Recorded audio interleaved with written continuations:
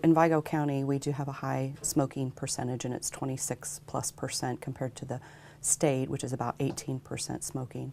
So we do have an opportunity to, get people to quit smoking when they're pregnant, because that does affect the baby's outcome. Are serious birth defects, and that can go back to mom, and of course you don't want moms to think that it's all their fault, but getting good prenatal care, early prenatal care is a key. Eating right, exercise, not smoking, drinking, taking medications, whether they're prescription or non-prescription medication.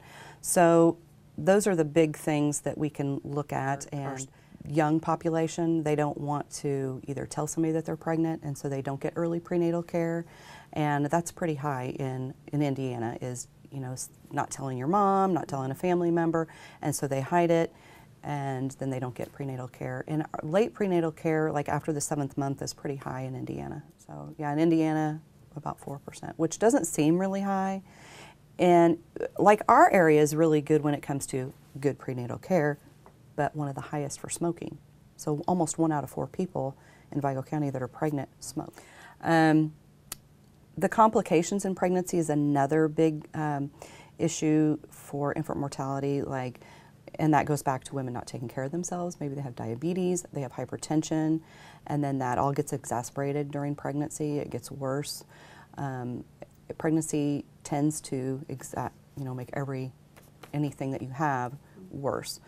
Not eating right. Maybe they don't have the money to go buy good food, and that goes back to getting back on WIC, food stamps, and getting the proper nutrition so that they can feed their body correctly and get the good nutrition to help the baby. So another one is SIDS, but and that would go back to the smoking, because people smoke and they don't think, well, my mom smoked with me, so it should be okay, right? No. And infant mortality is anything up to 1 year of age. So any death of a child less than 1 year is considered in the infant mortality category. And even physicians will say, we don't want you to feel like if you cut cold turkey and then you have other issues like anxiety, you can cut back, and just keep cutting back a little bit at a time is okay. And you'll see a big difference. You'll be able to smell your food and taste your food, and then, oh, food tastes good, now I'm going to eat better. So it all flows together. The biggest one is the placenta. It's what provides all the nutrients and oxygen to the baby. So anytime you smoke a cigarette, it's going to constrict the blood vessels anywhere in your body, including the placenta. So there's less nutrients that are getting to the baby. There's a higher chance that you will have a smaller baby, low birth weight, too early. Maybe the placenta is just not doing its job anymore, so it quits functioning, and now you go into preterm labor. What else? An abruption, the placenta can detach. Lots of issues with that. I mean, it just takes away all the nutrients away from the baby. So you've got a small baby, you've got a sickly baby, baby who's going to be born too early, baby who's going to end up in the NICU longer, and potential for long-term medical problems. You don't want to keep harping and harping, because anybody, and it is an addiction, anybody with an addiction to soda, cigarettes, whatever that addiction is, food, the more that you harp on them, it seems like they back away. But I think if we put it in terms of, think of the health of your child. You can always go back to smoking if that's what you want to do. I mean, I wouldn't advise it, but while you're pregnant, you have to think of the fact that you're carrying another human being, and you want the best for that baby. And I think if we, look at it in that light, because we are selfish people, I mean, as a whole, we need to think about, I do carry a life inside of me. I need to make sure that I give this baby the healthiest, best start from the get-go.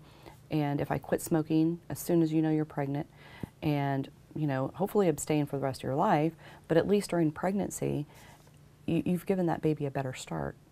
And then that goes right into my next, which is breastfeeding, because that also will help, it's giving the baby all the immunities and helping them have a better chance at, a better life, a longer life without, illnesses and sicknesses and SIDS, and because those two things I think are the most important, not smoking and breastfeeding the baby. So yes to breastfeeding. Absolutely. Yes to breastfeeding. Okay. Yeah. I think one of the girls that I work with runs the follow-up center, her and I went to the WIC office because we felt like we needed to know what to pass on to our patients. This is what WIC is, because I think people have a perception that WIC is, we're going to give you free formula, and that's not it. So even if you just formula feed, you're not going to get 100% of what your baby needs free, you know.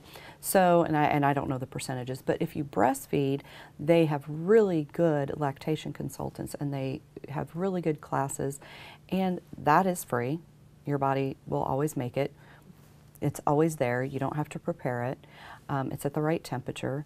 The baby is going to have less chance of having ear infections, colds, any health problems.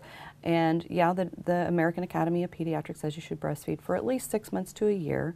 We like to push up to a year is better and let the baby wean themselves. In Indiana anyway, I don't know about Vigo County specifically, we are below the average when it comes to breastfeeding, and not by a lot. I think we're in the 70th percentile somewhere, where I think the national average is like right 76, 77%. So it's not terrible, and they are, you know, moving up. So we are doing better.